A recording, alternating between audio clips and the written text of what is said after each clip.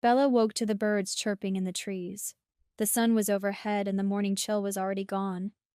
There were no arms wrapped around her. She was alone. Ebony sat up too quickly and bumped her head against the tree trunk above her. Ouch, she squeaked, rubbing her head. You're finally awake. I was wondering if I was going to have wake you up, but my dragon advised me against it. Boris was standing in the sunshine, soaking up the rays while chewing on a piece of dried meat.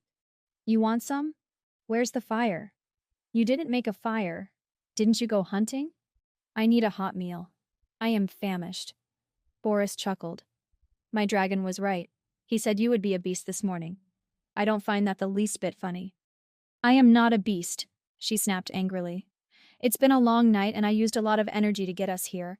I am going to need a lot more for today. You are so right, said Boris. You have slept half of the morning away, and we are losing time.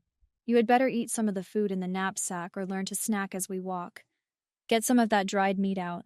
You could have made us some kind of breakfast. I am not going anywhere until you start a fire, and we have a decent meal. Ebony was livid. Her stomach felt like a tight ball. All she had eaten, since that wonderful meal at the palace yesterday afternoon, was a few pieces of dried fruit and a couple of handfuls of nuts. Her body ached, including her head. She needed to refuel. As soon as she got out from under the fallen tree trunk, Ebony placed her hands on her hips and glared at Boris. Hop to it, ordered Ebony. Boris shook his head and chuckled again. Okay, he replied. He put his hands under his chin, still clutching what was left of the piece of dried meat he was eating in one hand. He scrunched his nose and pursed his lips and then hopped like a bunny. It took 3 good hops for him to get across the small clearing. Now what?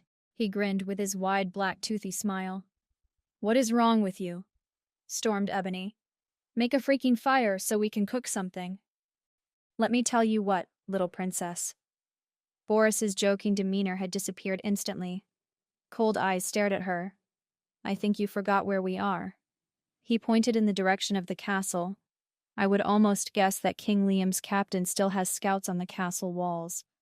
I would also hazard another guess, that their dragons are enhancing them with the ability to see long distances. Take a look around. Boris did an arm sweep of the area they were standing in. Yes, there are a few rotten branches from this fallen tree, but the air was damp last night and there was a heavy dew that has only just burned off. Boris bent over, picked a stick off of the ground and held it out to her. How wet is this? Ebony angrily took the stick. How am I supposed to tell? Ebony did not want to admit how damp the wood felt, and truthfully, she didn't know why that mattered. Ebony threw the stick down. Are you serious? Boris threw his hands up in disgust. Do you have any idea what would happen if I tried to make a fire with this damp wood? Ebony was beyond furious. No, I don't. And I don't know why it matters. Just start a fire, she yelled. Boris turned and walked over to where his knapsack and quiver were leaned against the massive trunk that had protected them the night before. He reached under the trunk and pulled out his sheathed sword and then his bow. He began strapping his sword around his waist. Little princess, I suggest, he said calmly while buckling the belt, that you get your stuff and get it on. If not, I am leaving without you and getting away from you as fast and as far as I can. He reached down and strapped his quiver to his back. You wouldn't dare leave me behind, Ebony seethed. Boris stopped in the middle of what he was doing. I would and I will. I already told you I hate taking risks, and you are a liability to my ability to stay alive. He motioned to her possessions still lying under the trunk where they had hidden them. You are wasting time. Nova, he can't be leaving me like this, can he? What's the big deal about a fire anyhow? Ebony hurried to where her stuff was and pulled it out. She glanced at Boris. He was steadily equipping himself. It was obvious he wasn't backing down from his claims that he would leave her there on her own. She wasn't about to call his bluff. Nova scoffed. If you were out here alone, you would be spotted as soon as you started a fire. And may I add, I know for a fact that you don't even know the first thing about starting a fire, so that's probably a moot point, but he doesn't know that. Hurry up. He's about to leave. Ebony rushed to get her sword and quiver strapped on. She turned to see Boris stepping away into the forest. Stop. Wait. I am sorry. She wasn't really sorry, but she hadn't forgotten the lesson she had learned when Nova had forced her to apologize to Bella. A fake apology had a lot of power. Boris reeled around at her words and stood there watching her scurrying to get her knapsack and bow slung over her shoulders. "Really, little princess?" he mocked. "What exactly are you sorry about? Your ignorance?" Anger flashed in her eyes. "Quit calling me little princess," she demanded. "I don't need to be reminded I have been stripped of my title. I will call you anything I want to," he replied coldly. "Don't forget your water flasks. I am not sharing. It might be a while before we stumble across a clean flowing stream." Ebony was fuming. She had never been spoken to disrespectfully like this ever in her 18 years. She grabbed the flasks and turned to see that she was losing sight of Boris. He had started off without her. She ran as fast as she could, considering how much weight she was carrying and how sore her body was. Her stomach rumbled, reminding her that she still hadn't eaten anything. "Nova, give me some strength so I can catch up." Nova scoffed. "I told you that you didn't know how to survive on your own. You have a lot to learn, and one of those things is how to talk to people. Besides, you need some nourishment before I can do anything to help you. If you were pleasant when you woke up, he would have given you time to eat before setting off into the forest. You are supposed to be on my side." Nova was starting to get on her nerves.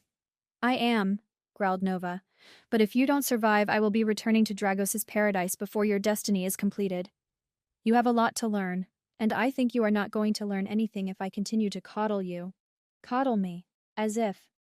The anger that Ebony was feeling fueled her to run a little faster. She caught up to Boris out of breath. "Please," she begged.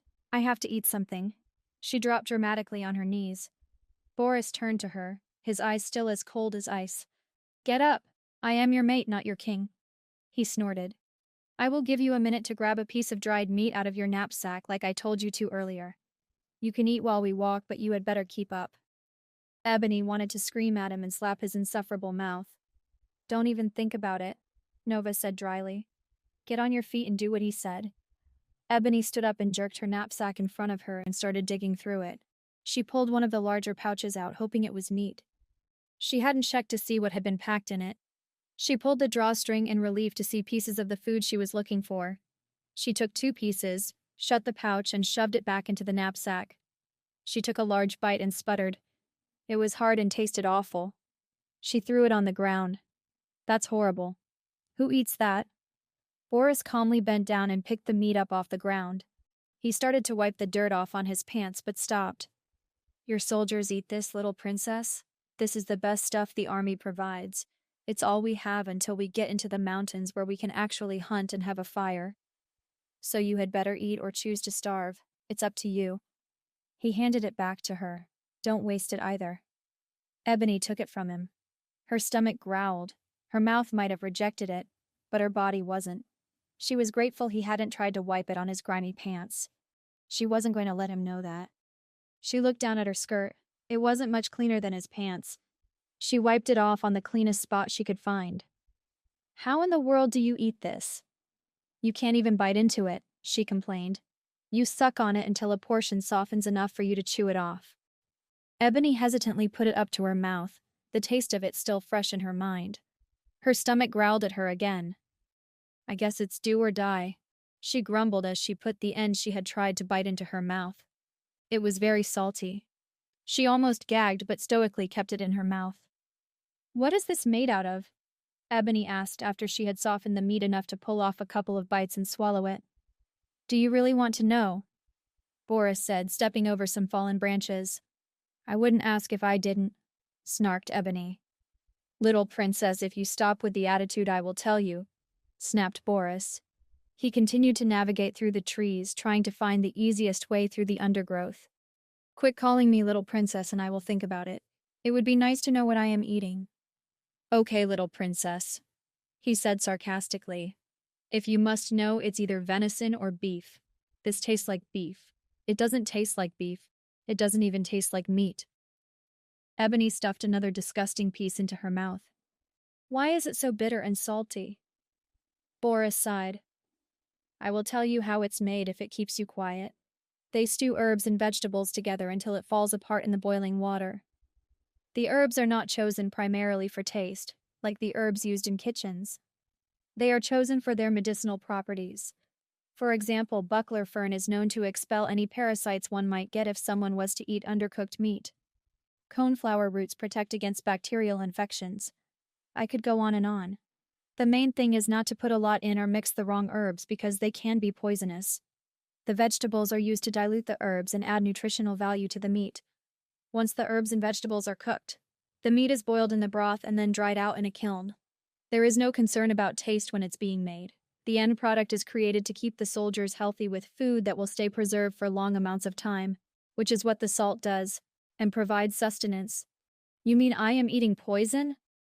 Ebony spit out the food in her mouth. Boris stopped and stared at Ebony's shocked reaction. If that is all you got out of what I just told you, you are not as bright as I was hoping. He shook his head. I told you not to waste any of it. He sighed. It's going to be a long day.